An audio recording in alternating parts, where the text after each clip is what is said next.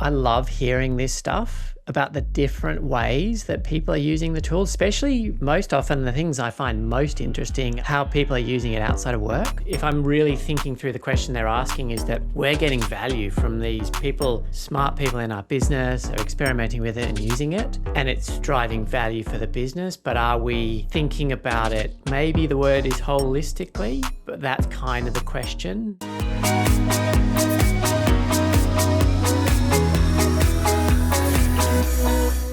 Welcome to the DevReady podcast. Joining me on the DevReady podcast today, I have Gareth from Friday. Gareth, thanks for taking the time to join me on the episode today. Hi, Anthony. Thanks for having me back. It's been 2 months, I reckon, since we did the last one, so there's probably been a bit there. But for those of you that are listening and don't know what we do with Gareth, we do a general, like an AI roundup and how you use AI in your business. Just a discussion there, and hopefully that helps someone listening on how to improve their business and what they can do to leverage AI. Yeah, I enjoy these chats. And as we were saying just before we started recording, time is so relative now, especially when you're working in this space. I'm like, it's been ages since we caught up. And it's like 2 months, which isn't ages. But then, oh boy, does it feel like ages when you said, there's been a few things that have happened in those last 2 months. In the world of AI, I can probably do one of these every day. Yeah, absolutely. Probably we'll maybe start with, as a consultant in the space, have you had any other different queries coming from clients with the rise of the more like OpenClaw agents? I'm guessing that's probably picked up a bit. It's funny, there's definitely been new queries, but the underlying, what's behind the questions is still the same. But we're definitely finding, which I think is great, is that a lot of people that are reaching out to us are actively using tools. So I even got a direct message, a couple this morning actually, from a couple of board members and people inside other businesses, and the common request is, we've got our engineering team is using Claude Code and our marketing team is using projects and design and individual people are doing this. However, what does this mean and how might we now think about doing this enterprise? Like, I don't want to say enterprise-wide, but if I'm really thinking through the question they're asking is that we're getting value from these people, smart people in our business are experimenting with it and using it, and it's driving value for the business, but are we thinking about it? Maybe the word is holistically, but that's kind of the question. And the other request that I had was, it's from a board member saying that our CEO is really thinking about what this is going to mean for the business, how we might optimize processes, but it really boils down to we're getting more confident in the tools and we can see what the value is. Like, I'm personally getting value from when I'm doing XYZ in my role. Does that individual value, how does that translate organization-wide, and how do we do it? Basically, I think that's kind of the sense that I'm getting, or the pattern I'm seeing across a lot of the requests. It is all about how do you leverage whatever tool it is to try and get an outcome. So if the people are starting to see value in it, it's not just draft me an email, ChatGPT, and then they're going to start getting more into it and probably more invested in using and exploring other tools, because now they can see the benefit of one specific use case doing and being performed well. Yep. And also, I get, because I similar to you, I just love this space. So I get, calls all the time just from people who know that I'm in the space, and they're one example. And I love hearing this stuff about the different ways that people are using the tools, especially most often the things I find most interesting are how people are using it outside of work. So, a dad I know who my kids do nippers with called me, and he's coaching his son's footy team. And he's like, I want to make it really special. And, a younger age group, he's like, I want to make it really special. I want them to feel like they're having a really good experience like the NRL teams they support. So he's like, what I'm trying to get ChatGPT to do is create a visualization of each half of each player on the pitch with their name and numbers in the colours of the NRL teams, similar to what they see on TV. Mm-hmm. And then he was just having a bit of issues because ChatGPT image generation isn't very good. And where we got to was we flipped over to Gemini and it worked. But I was like, wow, what a cool a really cool use case about how he uses it. But then it's, even that experience that he's gone through, he's like, oh, okay, he's learnt that image generation, the nuances of using Gemini is a bit better. And I showed him how if you give a table to Gemini with names, numbers, positions, and then give them a screenshot of the look and feel, then it can reproduce it. But there's so many of those that I'm starting to hear about just through conversations, which I reckon is still the absolute best way to learn about the tools. Yeah, it's just playing with it is the best way. And I think the images are probably a good way because not everyone is creative and it's very hard to get graphics or things like that made up without being a graphic designer or being in the space. So having that capability, we can actually come up with something that you've imagined is really good. I've run into some issues in that day when I tried to do something similar. Like I think I was doing like a Pokemon card or for my son, like he was a trainer, but it wouldn't let me use his image because there's restrictions on children. Yeah, which is good to see.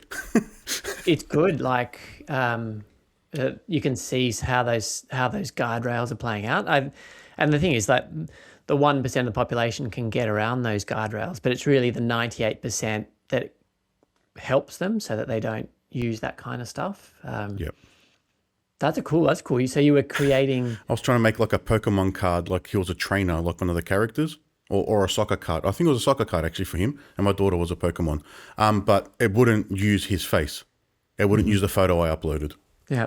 What a cool I didn't bother trying to get around it, but I'm sure they've got enough coverage there to stop most people for obvious reasons. Are your kids using AI much? A little bit here and there when they ask questions. So we use it in the car with Gemini because I can just press the button off my watch and it just triggers it. So we can ask questions about anything they're thinking of. I've tried to do some like little learning plans at home with them as well. But then on their own, they've tried to make a game in Loveable.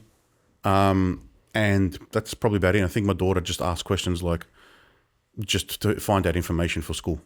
And speaking of Loveable, what do you think when Claude Design came out Friday last week, what's your thoughts, especially in that context of the tools like your Lovables and bolts? I haven't had a chance to play with it yet. I just watched a couple of YouTube videos over the weekend or listened to them more than anything.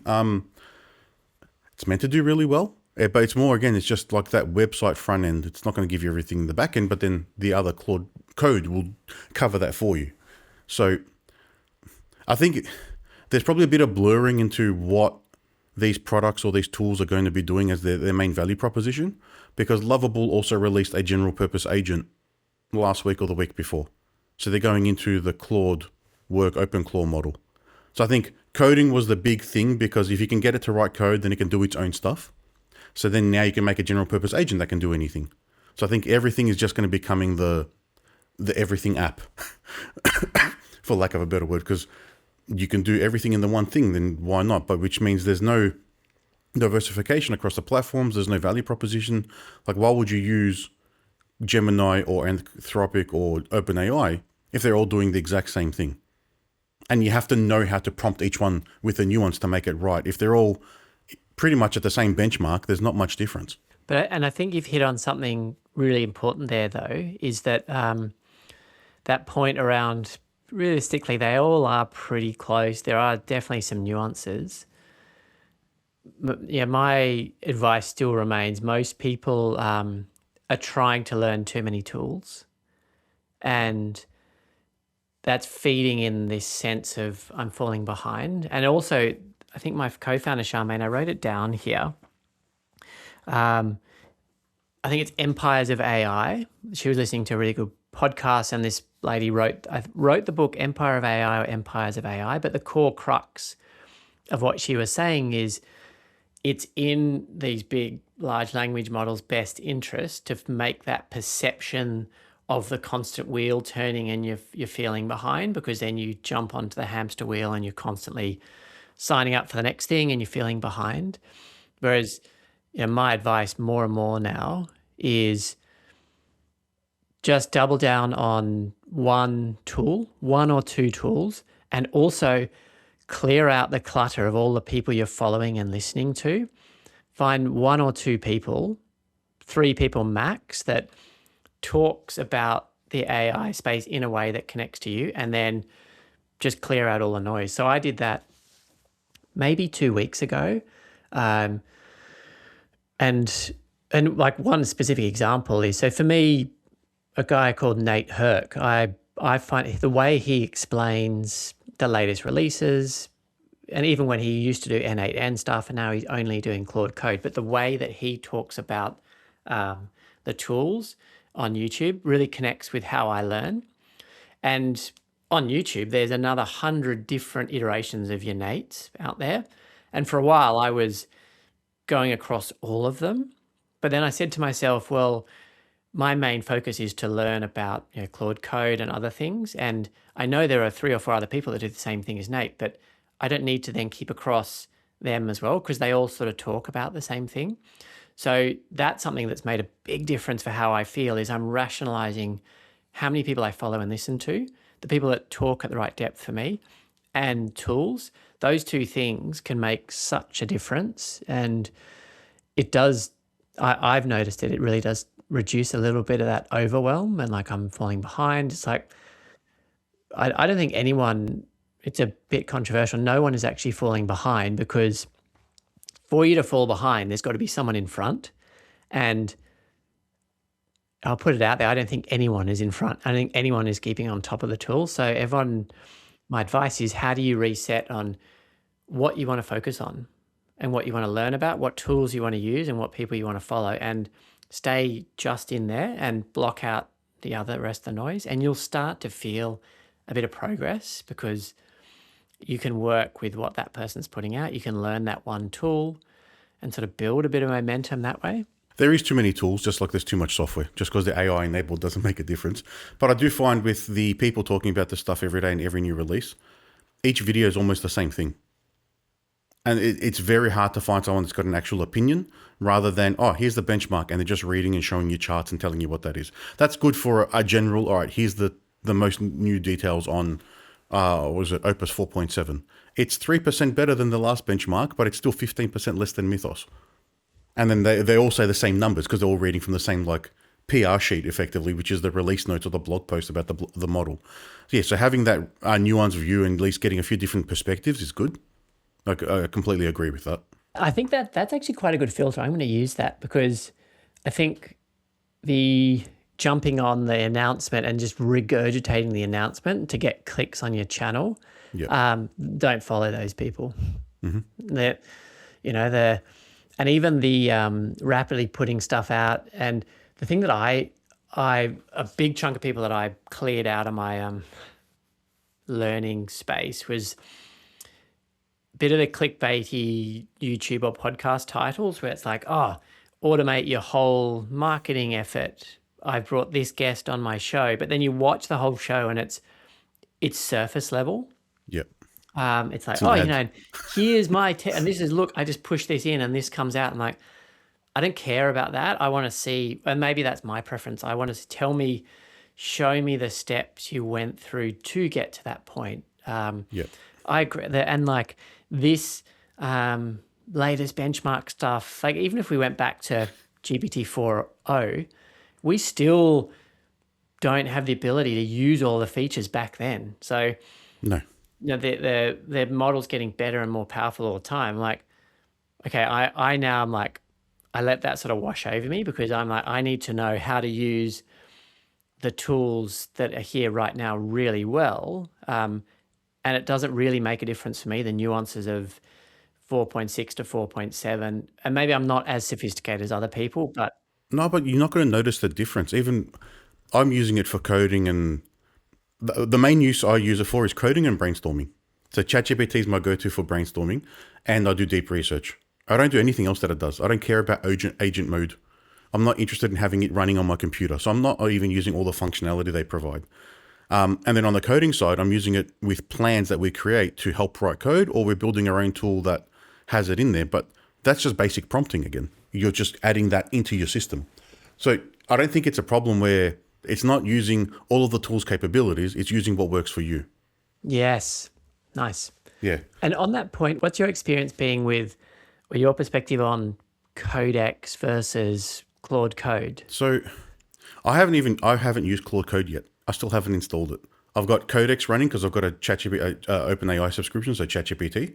And then I use Cursor for development. I use the Anthropic models, which are included for free for a certain limit. If they run out, I can use the API keys. And one night, a few months ago, I spent $400 on Anthropic API tokens because I was just testing the model properly to see what it can do and how far it can push things. But then UI-wise, depending on what I want to do, Gemini does a really good UI. Or Claude can, Opus 4.7 can do a good UI. So I get a screenshot from another website and it can recreate it. Needs work to get it polished. Like everything's now going to like this glass transparent design. That takes work to get right in the models. But then Codex is, I've got credits, so I use it. And it still does a good job. And I use GPT 5.3 or 5.4 in Cursor as well. They're all much of a muchness. I haven't gotten the full like open Claude or a Claude code running on my computer and then pinging it from my phone and asking it to do things. So, with that screenshot example, so you're in Cursor. Yep.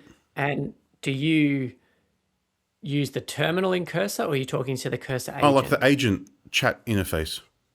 I'm not a fan of like the CLI interface. I don't like that. Okay.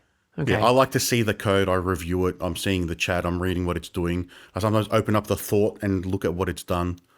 But everything you do, like if you're building a UI, to do it in pieces, it's, all right, we're starting a Next.js project. Okay, start an empty Next.js project. Then, all right, I want to create a new theme. Here's a screenshot. Work on that. Okay. Then I'll say, create a component showcase. So I want a table and buttons and modals. I want to know how they're all going to work. Then I'll get that right. And then it's like, okay, next time you're doing a feature, use the component showcase and the design and now make the screen. And then it knows how to find everything that you've already done.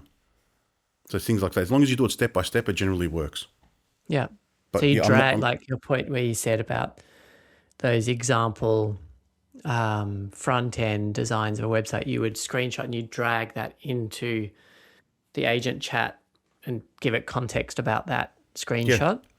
Yeah, tell it what I'm trying to build or set up a new theme for that design and recreate it. Okay, then start making like mock pages for a couple screens so you can get all the elements covered, depending on what you want to do. And then I use like Dribble. That's interesting. That's just a hack of mine. Go to Dribble and get other people's designs, which is obviously, they're public, so I don't know how much you can use them, but try and get inspiration from them to get ideas on what things could look like. And then, all right, I need to do this and this and this from these different screenshots and make me a new design. Because it does sound like it's the tool that fits how you want to work. Because one of my co-founders, Ben, he's a machine in Cursor. Like it sounds like he uses it very similar to you. And I spent a stack of time in Claude Code, and it's what we even had this conversation last week is we haven't, like I'm not really using, I don't use Cursor at all. I use the free version of Cursor to house my different Claude Code assistants. Ben he's used Claude Code a little bit, but he's very, very good at Cursor. And it's actually not like, we both had that conversation. We're like, that's not a bad thing. It's not that, but we both came into the conversation saying, oh, I feel like I should learn Cursor or I should learn Claude Code and vice versa. And it's like, well, are we getting the results? Are we getting good results? Yes.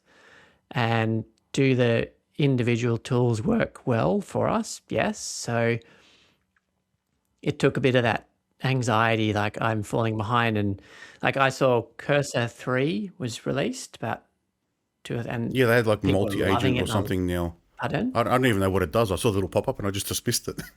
And I was like, oh, well, that looks really cool. But I was like, okay, well, I'm really focusing on getting good at using Claude Code. Ben's brilliant at Cursor, and I'm sure he'll be across that. I found that quite helpful. But it was an interesting realization where we both went, yeah, well, we don't need to have to like be in depth around all the stuff, but we get in detail around the things that work for us. It's better, to go deep on some things and then you're broad on everything. As long as you know what's happening and around it. If you had to use Claude like Cursor, you could jump in and it's very similar. You're prompting the agent, you're just telling it what to do. It's not much different.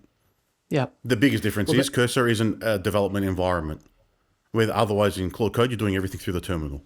And I think that's what I found, that point you made about it's the big thing for me is, I think we had actually even talked about this maybe 12 months ago. It's about the skills to learn is how you can communicate effectively and clearly Yep. with AI. So if we are able to, as people, as humans, describe an outcome, describe a goal, know what good looks like, and communicate that and give feedback, that just is happening in different spaces now. So for me, it's happening in the terminal. I'm not writing code. I'm using the skills that I've developed to communicate to Claude Code. It just so happens to be in the terminal, because Yep. someone asked me the other day, they're like, oh, you've learned how to code and stuff. And I'm like, well, I'm learning about it. But what I'm really focusing on is, how do I articulate well? How do I communicate really well? And also, how do I review really well? Just Yep. like a year, 2 years ago, when I was in the traditional letterbox chat GPT, Claude and Gemini chat, the way I'm talking is the same. It's just a different interface for A it. medium. Yeah. The different channel. Yeah. And I think that's what's exciting. That's key. It's knowing how to explain what you're after and then being able to review what comes back. So I use it primarily for brainstorming. I'll give it I'll put my thoughts down, get something back, and then that'll help me either refine an idea or think of something I hadn't thought of. And then I'll go down a couple paths. I'll maybe do the branch into new chats now, so then I don't lose that first thread, explore ideas and then come back. But that's my primary use case for it, along with then deep research, which is then I've got an idea. All right, now go and figure out what I need to do on this, so I don't have to go and do the Googling for 2 hours. Yeah. Yeah. Nice. Saving so much time. As long as you've got enough of an idea about what you're looking for or what you're trying to do, then you can assess the information that comes back.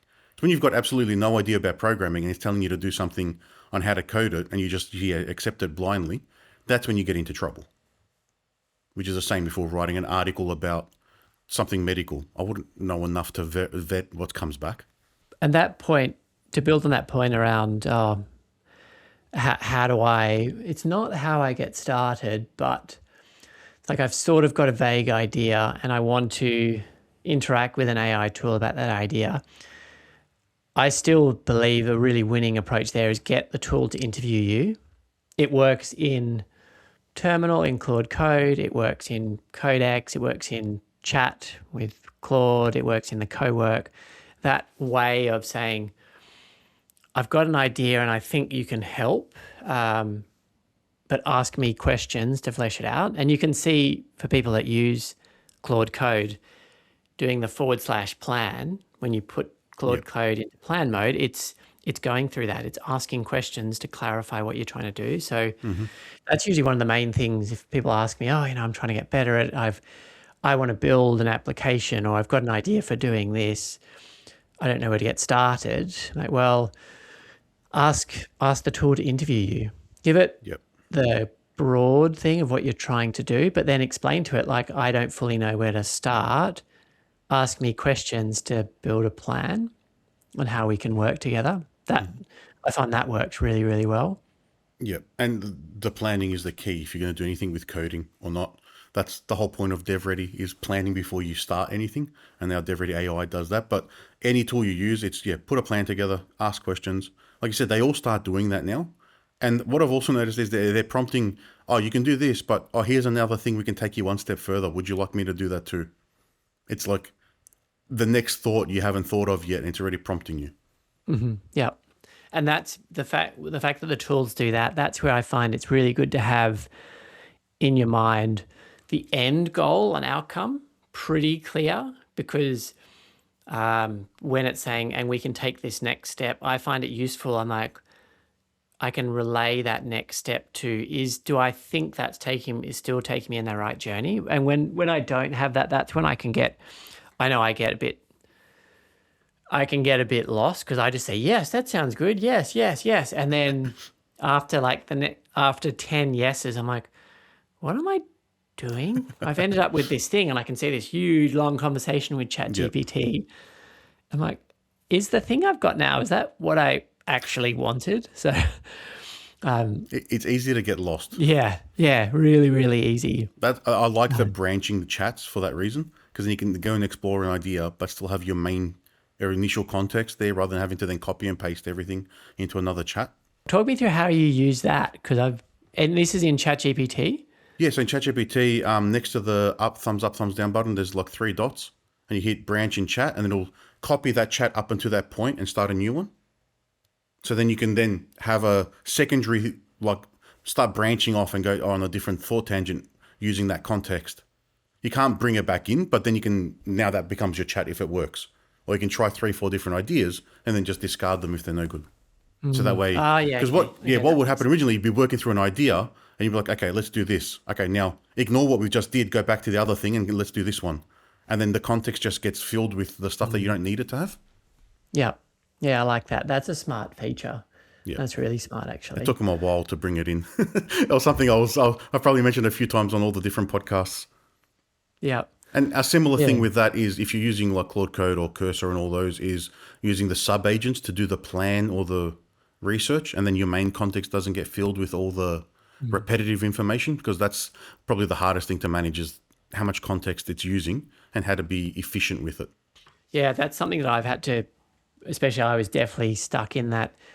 It was pretty smart. I get it. It's quite smart from a business selling perspective, how Anthropic gave us all of those bonus credits for a while. And I was like, this is amazing. And then that bonus period of tokens was switched off. And then they actually, because they're never open about how many tokens you get. It's kind of like this bar with a percentage. And you probably saw so much online about, it's 8 o'clock in the morning and I've already used up my daily tokens. It's time to go home. Yeah, but it was annoying, but it's actually helped me be smarter, because it's like when something's scarce, I find I become a lot more smarter how I've used Claude Code. So I've had to like adapt things, like I'm way more focused now on a specific task. So if I'm getting Claude to do a task, as soon as it's done that task in Claude Code, I clear the context window. And it's been really interesting, because a couple of things I've noticed in terms of how it's changed how I'm thinking. A, I'm really focused on the task. So I'm like, cool. And then B, it's like, now the task is finished. There's this little ritual. I'm like, I kind of like seeing I do the / clear, and it clears. It's like, that feels like it clears it out of my brain as well. Okay. A reset point. Yes. And I've had to be really, I think, and also things like, do I really need to use Opus for this, which is their top model, which thinks a lot, is very powerful, but then uses a lot of tokens, where I'm like, okay, well, I'm learning about this seems to be more straightforward. So I will give this task, I'll use Sonnet to do this task. It's kind of really forced me to deep dive to understand more of the nuances, instead of just being like, press button and go and do your thing. Because when I was doing that, I was like, whoa, watching my session token usage just be filled up so fast. It's usually because even, was it 3.5 would probably be enough for most things you're doing if it's coding, because it did well. It's plan in Opus and then get the lower one to implement the plan, would still work. The planning is where all the effort is. If you get that right, then the implementation is pretty straightforward. And I found I sort of use it a little bit. I use the ultra plan feature in Claude Code a little bit. So that's, instead of doing / plan and putting Claude Code into traditional plan mode, where I'm answering questions inside the terminal, where I like ultra plan is it puts the plan into a separate browser.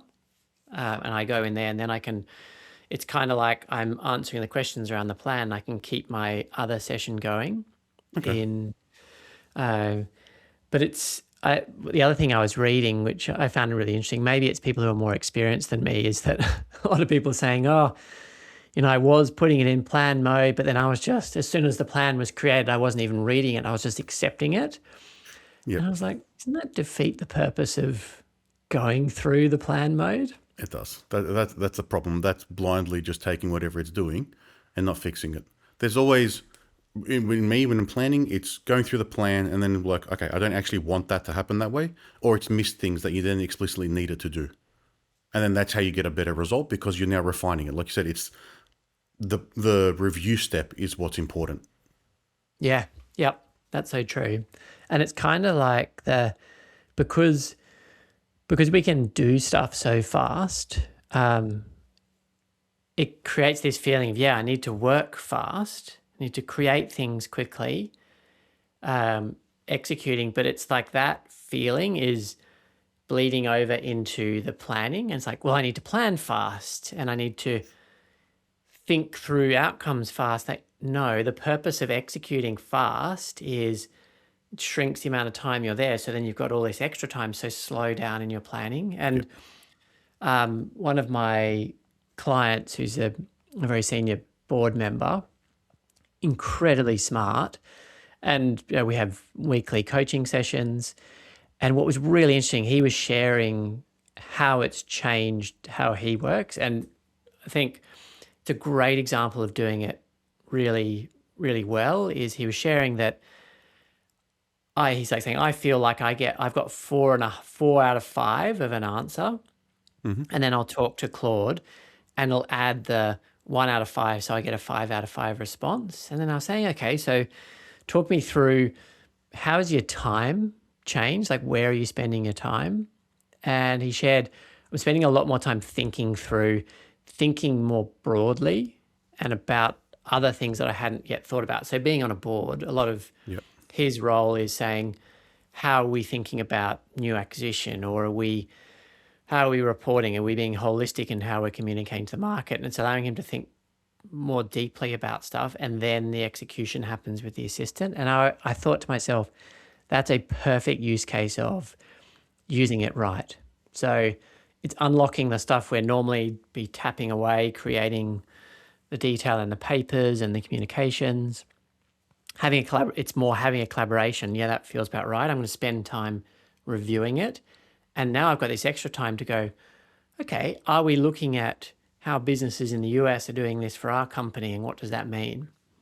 Understanding how you can use the time better it does take you a while to figure it out. Like you mentioned, you do rush because you're trying to keep up with it, which you'll never be able to. And it's funny. I'm spending even more time now.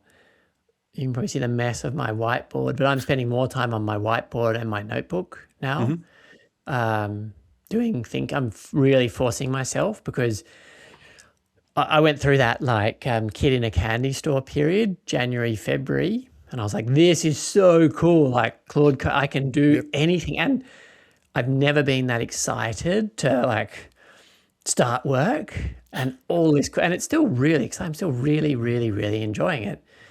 But I'm forcing myself, I'm putting in these specific rituals for myself now where I'm writing down my thoughts on the whiteboard, or writing down in my notebook, or talking to Whisperflow before I'm getting into the execution, because I'm trying to really slow myself down a bit, because all these great ideas, I'm like, what is that idea? I'll talk through that idea with myself for a bit, write it out, chat with my co-founders about it, and then get into the execution, the really exciting stuff, and how I might build it, because I was like, I'd never worked so much in my life, but been so excited to work. And that is there's this chunk, people I talk into the market, I would really describe them as power users. They're all describing that same experience. And there's when we catch up, this genuine excitement of, how amazing is this? And I'm thinking about doing this, and I can do all this stuff. Really, really cool, really exciting. But it's there's a tiny bit of risk in there, I think, about context switching. And that's I think a challenge. behind me, stop starting, start finishing, follow stuff all the way through the end before jumping to the new thing. Bringing that sort of discipline into that approach. I think what you've said there makes sense, because what you've done is you're planning before you get the AI to plan, so you can tell it the right thing, give it enough information so then it can give you a plan that's in the structure and the detail that it needs to execute. I find the execution isn't the exciting part. It's what happens at the end. It's the result. Writing code was never the complicated part. Planning the code and how it's all going to come together is the complicated part. The writing the code was the boring part you had to do because that's what you were trained to do. That's hitting the nail. the AI code's like the nail gun now. And the exciting part is walking into the house. So once you get your system built in your app, that's what's really cool. I think the other bit about the context switching, it's very important because we have even, it feels like you've got even less time now to do what you want to do because you can do so much. And if you're trying to run 4 or 5 Claude codes running at once, you're going to have that context switching problem, trying to keep up with what's each one doing, what plan is it up to, which part what am I doing, what's clear, what's not clear. Have I accidentally told A what I should have told C and now it's all confused? Yeah. It's hard to manage. The thing that I've been experimenting with, which I think is really good in that space, is paperclip. Have you? So the problem you described is exactly that, is lots of terminal sessions open, and it's managing and coordinating all those. And some people are very, very good at it. What paperclip does, well, the experience I've had with paperclip, it gives you a dashboard of all your... like visualizes them. Yep, all of your assistants, and it helps you. And it's got a very, very cool UI where you basically set up your CEO first, as an example. It executes through Claude Code, but you really set up your AI assistants individually, and then they can coordinate. A, you see them in a dashboard, which is great. And B, like, you set up your CEO and you give it its outcomes, its role. You're trying to achieve this, and then it can delegate. It can hire, which is kind of cool, hire a developer or hire a marketer, and then you're interacting with your CEO. You give it the culture you want to create in your business, the outcomes you want to achieve, and then you give it a level of autonomy to help solve for that.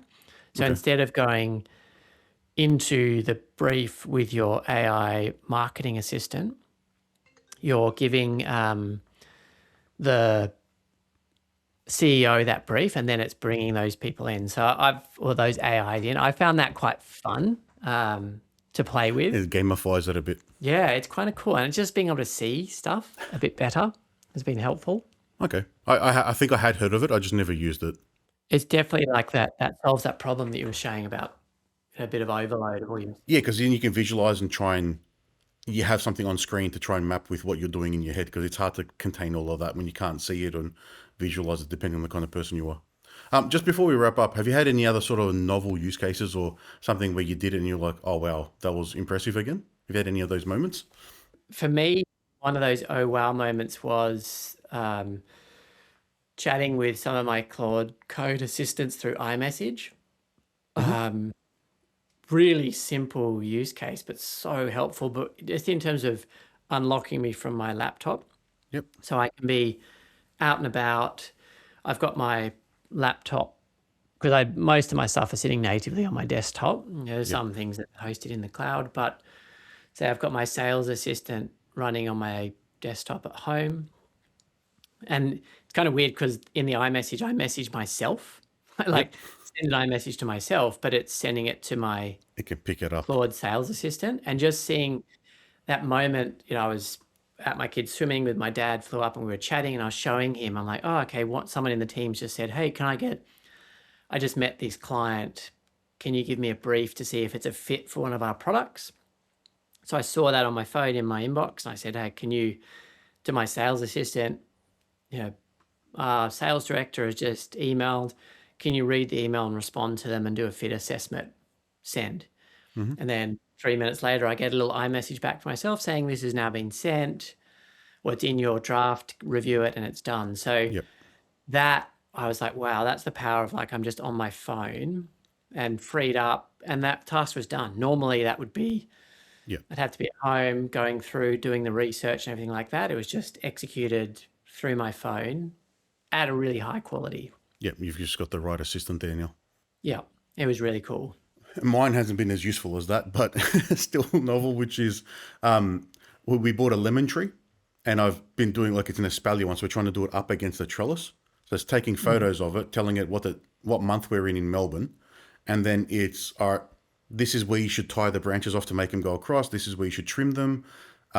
It's coming into frost, so don't overly trim it, because then it's telling you it'll start sprouting new branches or new leaves, which is not what you want. You don't want fruit for the thing. That's a full plan on how to train the tree even telling me, all right, these are the offshoots you should keep. These are the ones you should remove. So I found that as unbelievable because I know nothing about it. And it was just from a photo and then giving it other photos as I'm going, oh, yeah, it's progressing well. It's looked like it's growing the right way. And it's just progressively getting more information as the tree grows. That's so good. And you're going to be absolutely, imagine come spring, it's going to be incredible. Hopefully I've got some nice big lemons there next year. Yeah, that is really cool. Yeah, but that was the biggest, probably novel one where it's like, all right, it's something different. I'm like, all right, let me just put it there and just see what comes up because it does know everything. Yeah, that is awesome. So cool. Well, Gareth, it's been a great chat. If anyone wants to find out more about you and Frye, how can they do that and where can they go? So frye.ai or follow me on LinkedIn. All right. Thanks for that, Gareth. And it's been a pleasure speaking to you again today. We'll do this a little bit sooner, the next one. Thank you. Thanks. Bye.